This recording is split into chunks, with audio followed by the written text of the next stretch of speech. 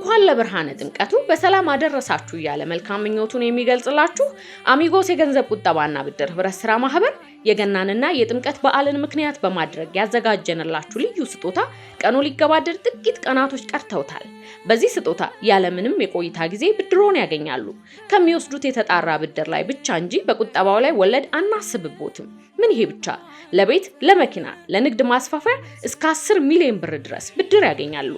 ልብ ይበሉ፣ ይህ ስጦታ እስከ ጥር 16 ብቻ የሚቆይ ስለሆነ ፈጥነው ወደ ቢሮአችን ጎራ ይበሉ።